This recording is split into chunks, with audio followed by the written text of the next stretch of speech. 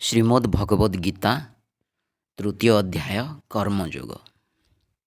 ଅର୍ଜୁନ ଉବାଚ କର୍ମଠୁ ଜ୍ଞାନ ଶ୍ରେଷ୍ଠତର ଏମନ୍ତ ମତ ଯେ ତୁମର। ଯଦି ଏମନ୍ତ ଜନାର୍ଦ୍ଦନ ଘୋର କର୍ମେ କି ପ୍ରୟୋଜନ। କେଶବ ତୁମ୍ଭର ବଚନ ନ ଜାଣଇ ମୁଁ ତା କାରଣ। ଏମନ୍ତ ମିଶ୍ରିତ କଥନ କରଇ ବିରୋଧାଚରଣ। ନ ବୁଝଇ ମୋହି କିଙ୍କର ହୁଅଇ ସନ୍ଦେହ ମୋହର। କୁହନ୍ତୁ ଗୋଟିଏ ବଚନ ନିଶ୍ଚିନ୍ତ ହେବ ମୋର ମନ। ଶ୍ରୀ ଭଗବାନ ଉବାଚ ସାଂଖ୍ୟ ଯୋଗୀଙ୍କୁ ଜ୍ଞାନ ମାର୍ଗ କର୍ମ ଯୋଗୀଙ୍କୁ କର୍ମ ମାର୍ଗ। ଏମନ୍ତ ଦୁଇ ମାର୍ଗ ସ୍ଥିତ ଅର୍ଜୁନ ଏହା ମୋର ମତ। ଯେ ନର କର୍ମ ନ କରଇ ନୈଷ୍କର୍ମ୍ୟ ସ୍ଥିତି ସେ ଲଭଇ। ସନ୍ନ୍ୟାସ ହେଲେ ମଧ୍ୟ ଜାଣ ସିଦ୍ଧି ନ ମିଳଇ ଅର୍ଜୁନ।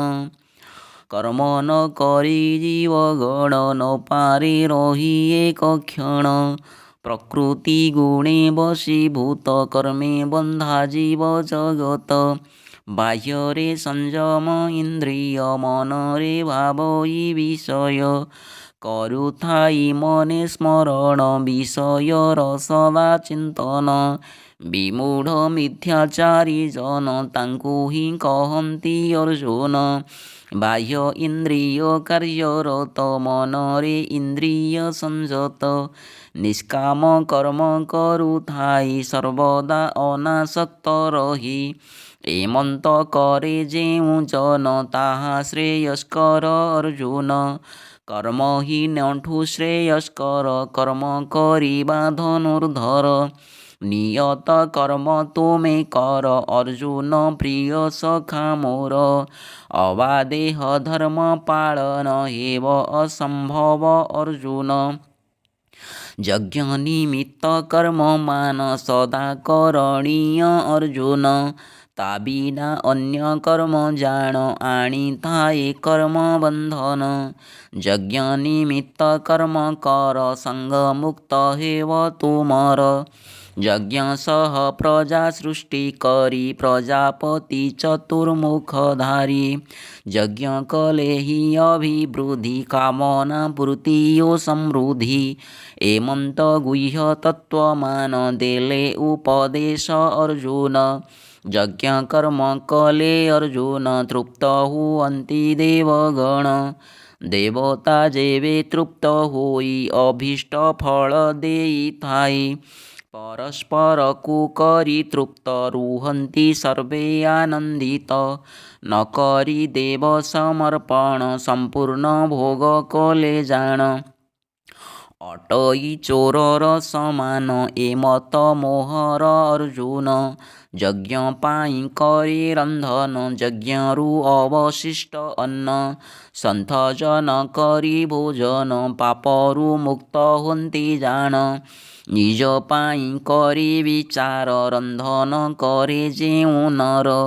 କରେ ସେ ପାପର ଭକ୍ଷଣ ଧ୍ରୁବ ସତ୍ୟ ଏହା ଅର୍ଜୁନ।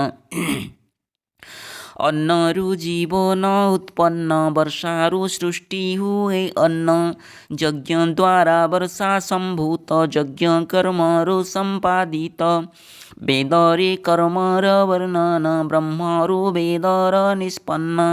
ପରମ ବ୍ରହ୍ମ ଆତ୍ମା ସେତ ଯଜ୍ଞରେ ଥାନ୍ତି ନିତ୍ୟ ସ୍ଥିତ। ଧର୍ମାଚରଣ ନ କରଇ ଇନ୍ଦ୍ରିୟ ଭୋଗେ ଲିପ୍ତ ରହି। ତା ଅଟେ ଘୋର ପାପ ଜାଣ ସଂସାରେ ବୃଥା ତା ଜୀବନ। ଆତ୍ମାରେ ବିଳାସ କରଇ ଆତ୍ମାରେ ତୃପ୍ତି ଲଭୁଥାଇ। ଆତ୍ମାରେ ତୁଷ୍ଟ ଯେଉଁ ଜନ କର୍ମେ ନାହିଁ ତା ପ୍ରୟୋଜନ। କର୍ମେ ନ ଥାଏ ପ୍ରୟୋଜନ ନାହିଁ ଅକର୍ମେ ପ୍ରୟୋଜନ। ନ ଥାଏ ସମ୍ବନ୍ଧ ସ୍ୱାର୍ଥର କର୍ମରେ ସିଦ୍ଧ ସେହି ନର। ଅନାସକ୍ତ ରହି ଅର୍ଜୁନ କର୍ତ୍ତବ୍ୟ କର୍ମେ ଦିଅ ମନ। ନିଷ୍କାମ କର୍ମ ଯିଏ କରେ ପରମ ପଦ ଲାଭ କରେ। କନକ ଜନକ ଆଦି ଋଷି ବୃନ୍ଦ କର୍ମଯୋଗରେ ଥିଲେ ସିଦ୍ଧ। ମାନବ କଲ୍ୟାଣ ନିମିତ୍ତ କର୍ମରେ ଥିଲେ ସଦାରତ। ମହତ ଜନ ଆଚରଣ ଦେଖି ଶିଖନ୍ତି ସର୍ବଜନ। ରଖିଥାନ୍ତି ଉଦାହରଣ ସଭିଙ୍କର ଅନୁସରଣ। ସମଗ୍ର ବିଶ୍ୱ ବ୍ରହ୍ମାଣ୍ଡରେ ସମସ୍ତ ପ୍ରାପ୍ତ ମୋର ଠାରେ। ଅପ୍ରାପ୍ତ ବୋଲି କିଛି ନାହିଁ ତଥାପି କର୍ମ ମୁଁ କରଇ।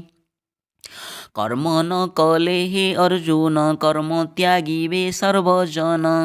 କରି ମୋର ଅନୁସରଣ ଜଗତର ହେବ ପତନ। ଧ୍ୱଂସ ହେବ ସର୍ବ ଜଗତ ବର୍ଣ୍ଣ ସଂକର ହେବେ ଜାତ। ଏ ବିପର୍ଯ୍ୟୟର କାରଣ ମୁଁ ହିଁ ବୋଲାଇବି ଅର୍ଜୁନ। ଫଳର ଆଶା ରଖିଥାଇ ଯେ ନର କର୍ମ କରୁଥାଇ। ହିତ ଚିନ୍ତୁଥାଇ ନିଜର ଅଜ୍ଞାନୀ ଅଟେ ସେଇ ନର। ଲୋକଙ୍କ କଲ୍ୟାଣ ନିମନ୍ତେ କର୍ମ ଯେ ନର କରେ ସତେ। ବିଦ୍ୱାନ ଗଣେ ଗଣା ତାର ଏମନ୍ତ ମୋହର ବିଚାର। ସଦା ସର୍ବଦା ଜ୍ଞାନୀ ଜନ ମୂଢ଼ଙ୍କୁ କରି ପ୍ରୋତ୍ସାହନ। କର୍ମ କରାଇବା ଉଚିତ ଏହା ହିଁ ଅଟେ ମୋର ମତ। ପ୍ରକୃତି ଦ୍ୱାରା ସଞ୍ଚାଳିତ ସମଗ୍ର ଏ ଜୀବ ଜଗତ। ବିମୂଢ଼ ଆତ୍ମା ଅହଙ୍କାରୀ ନିଜଙ୍କୁ କର୍ତ୍ତା ସେ ବିଚାରେ। ଗୁଣଙ୍କ ଅଧୀନରେ ରହି ସମସ୍ତ କର୍ମ କରୁଥାଇ। ଗୁଣ ଓ କର୍ମର ଲକ୍ଷଣ ଜାଣି ତତ୍ତ୍ୱବିଜ୍ଞାନୀ ଗଣ। ଗୁଣ ଗୁଣରୁ ପ୍ରଭାବିତ ହୋଇ ସର୍ବଦା କାର୍ଯ୍ୟରତ। ତତ୍ତ୍ୱ ଏମନ୍ତ ଜାଣିଥାନ୍ତି ତିଳେ ଆସକ୍ତି ନ ହୁଅନ୍ତି। ପ୍ରକୃତି ଗୁଣେ ବିମୋହିତ ହୋଇଣ କର୍ମରେ ଆସକ୍ତ। କର୍ମ କରୁଥାନ୍ତି ଅର୍ଜୁନ ଅଳ୍ପ ବୁଦ୍ଧି ଅଜ୍ଞାନୀ ଜନ। ନ କରି ତାଙ୍କୁ ବିଚଳିତ ସମାଲୋଚନା ଅନୁଚିତ। ତରୁଦର୍ଶୀ ତତ୍ତ୍ୱଦର୍ଶୀ ଜ୍ଞାନୀ ସୁଜନ ଏମନ୍ତ କର୍ତ୍ତବ୍ୟ ଅର୍ଜୁନ। ସମସ୍ତ କର୍ମ ସମର୍ପଣ ମୋ ଉପରେ କରି ଅର୍ଜୁନ। ଅଧ୍ୟାତ୍ମ ଚେତନାରେ ସ୍ଥିତ ସର୍ବ କାମନା ବିସର୍ଜିତ। ନିଜକୁ କର୍ତ୍ତା ନ ଭାବିଣ ଏ ଧର୍ମ ଯୁଦ୍ଧେ ଦିଅ ମନ। ଅର୍ଜୁନ ମୋର ଏହି ମତ ମାନନ୍ତି ଯେଉଁ ନର ନିତ୍ୟ। ଅସୂୟା ଶୂନ୍ୟ ସଦା ରହି ଶ୍ରଦ୍ଧାର ସହ ଆଚରଇ। କର୍ମ ବନ୍ଧନରୁ ମୁକ୍ତ ହୋଇ ବୋଲାନ୍ତି ମୋର ଭକ୍ତ। ଅସୂୟା ପରବଶ ହୋଇ ମୋ ଉପଦେଶ ନ ମାନଇ। ବିମୂଢ଼ ଅବିବେକୀ ଜନ ନିଶ୍ଚୟ ହେବ ତା ପତନ। ଜ୍ଞାନୀ ଜନ ଚେଷ୍ଟା କରଇ ପ୍ରକୃତିକୁ ଜିଣିବା ପାଇଁ। ଗୁଣ ସ୍ୱଭାବ ଅନୁଯାୟୀ ପ୍ରକୃତି କର୍ମ କରିଥାଇ। କେବଳ ସ୍ୱଭାବ ଦମନ କି ପାରିବ ପରିବର୍ତ୍ତନ। ଇନ୍ଦ୍ରିୟମାନଙ୍କ ବିଷୟରେ ରାଗ ବିରାଗ ରହିଥାଏ। ରାଗ ଓ ବିରାଗ ଉଭୟ ଶତ୍ରୁ ଅଟନ୍ତି ଧନଞ୍ଜୟ। ଏମାନଙ୍କ ବଶ ସ୍ୱୀକାର ସଦାନୁଚିତ କୁରୁବର। ପରମ ଲକ୍ଷ୍ୟର ପଥରେ ନିଶ୍ଚୟ ବାଧା ସୃଷ୍ଟି କରେ। ଉତ୍ତମ ରୂପରେ ପାଳନ ପରଧର୍ମ କୁନ୍ତୀ ନନ୍ଦନ। ଅଳ୍ପ ଗୁଣ ଦ୍ୱାରା ସଂଯୁକ୍ତ ଯଦି ସ୍ୱଧର୍ମ ପଣ୍ଡୁସୁତ। ସ୍ୱଧର୍ମ ସଦା ଧନଞ୍ଜୟ ପରଧର୍ମଠୁ ଅଟେ ଶ୍ରେୟ। ମରଣେ ସ୍ୱଧର୍ମରେ ଶ୍ରେୟ ପରଧର୍ମଟି ଭୟାବହ। ଅର୍ଜୁନ ଉବାଚ କାହାଦ୍ୱାରା ପରିଚାଳିତ ପାପ କର୍ମରେ ନିୟୋଜିତ।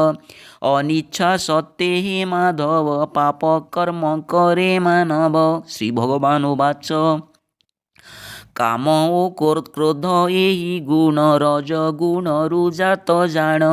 ସର୍ବଗ୍ରାସୀ ଏ ମହାପାପ ଜାଣି ରଖ ହେ ପରନ୍ତପ। ପ୍ରଧାନ ଶତ୍ରୁ ଜଗତର ଏମନ୍ତ ମତଟି ମୋହର। ଧୂମ ମଧ୍ୟ ଅଗ୍ନି ଯେମନ୍ତେ ଦର୍ପଣ ଧୂଳି ଆଚ୍ଛାଦିତେ।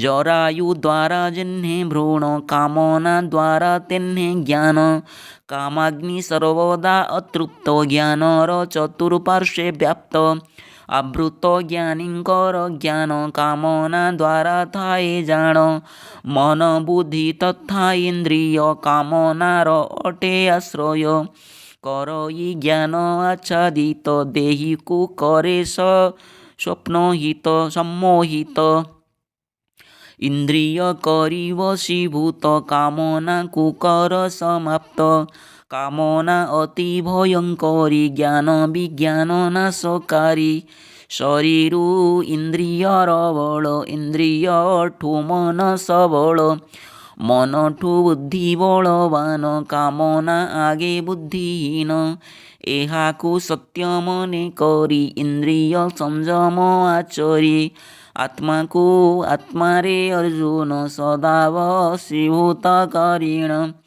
କାମନା ରୂପକ ଦୁର୍ଜୟ ଶତ୍ରୁକୁ ନାଶ ଧନଞ୍ଜୟ କର୍ମରୁ ସୃଷ୍ଟ ଏ ଜଗତ କର୍ମ ହିଁ ଅଟେ ମହାସତ୍ୟ କର୍ମ ହିଁ ଅଟେ ମହାଜ୍ଞାନ କର୍ମର କର୍ତ୍ତା ଭଗବାନ ଏ ମନ୍ତ ସଦା ମନେ କରି ମନରେ ରଖି ନରହରି ସର୍ବଦା ଅନାସକ୍ତ ରହି ନିଷ୍କାମ କର୍ମ ଯେ କରଇ କର୍ମ ଫଳର ଏ ବନ୍ଧନ ତା ପାଇଁ ହୋଇଯାଏ ଛିନ୍ନ ଜନ୍ମ ମୃତ୍ୟୁକୁ ଭେଦ କରି ସଂସାରୁ ସିଏ ଯାଏ ତରି ରାଜୀବ ଲୋଚନ ମାଧବ ଦୟାନିଧିଙ୍କ ଦୟା ଭାବ ସେ ଦୟା ବାରି ପ୍ରାପ୍ତ ପାଇଁ କରେ ମୁଁ ରୋଦନ କହ୍ନେଇ ରୋଦନ କର୍ମ ରୂପ ନେଇ ଲେଖନି ଅଗ୍ରେ ପ୍ରକାଶଇ ପ୍ରଭୁଙ୍କ ଅମୃତ ବଚନ କରେ କୃଷ୍ଣ ଦାସ ବର୍ଣ୍ଣନ